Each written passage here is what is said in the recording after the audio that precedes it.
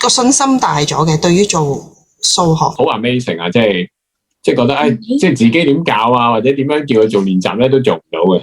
我諗你有你獨特嘅方法啦，咁令到佢已經喺個基礎上面就已經打好咗，知道咗考試範圍啦，咁可以好針對性去同佢哋練習啦，去教佢哋啦。咁亦都會，我哋都可以交流啦。譬如我會發現到佢哋邊啲地方有比較弱啲嘅地方嘅，咁我記得你都會可以同佢哋加操，淨係加操嗰一部分都仲可以咁樣。咁即係變咗就會可以好針對性咯。同埋咧就好中意就係應該大部分時間咧都會係比學校會較快少少嘅。咁會係等佢哋喺學校上堂之前咧已經對嗰個對數學嗰樣嘢已經比較預先知道咗啦。咁令到佢上堂嘅時候就會更加容易啲掌握咯。如果用我嘅方法咧，我就不停係咁督住佢話唔係咁啊，唔係咁，唔係咁，佢永遠都唔聽嘅。但係咧，IMATS 即係你哋咧教佢呢一次之後咧，佢就開始識啦，佢就開始要個人要慢慢，跟住之後就放鬆，跟住之後就逐步嚟做。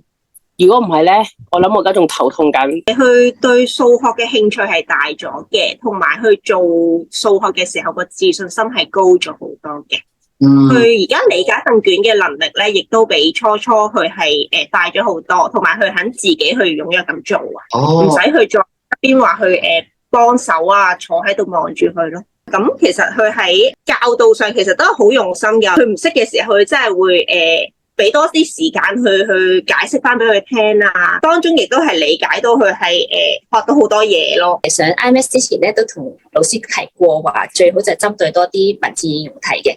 咁老師都好幫助佢點樣去解決呢個文字題嘅困難。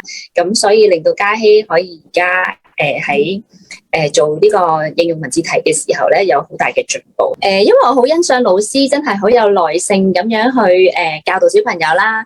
除咗教導小朋友之外，亦都會同家長傾翻小朋友嘅學習進度啊，同埋點樣可以針對佢哋嘅需要咯。其實開頭個心態都係諗住嚟學下補下個底啊，等係慢慢咧越嚟越上，我都好即係好中意數學。佢哋之前就可能好普普通通啦，即係當一個科目嚟計嘅。咁依家直情係當一個興趣咯，所以特別係哥哥依家佢就話最中意就係數學科噶啦。我都欣賞翻而家即係佢學緊嘅時候咧，有時啲問題或者學校啲難題都可以即係 WhatsApp 啊，或者問翻阿 Sir 都可以即係耐心咁解答嘅，係啦。咁呢個我覺得係讚嘅。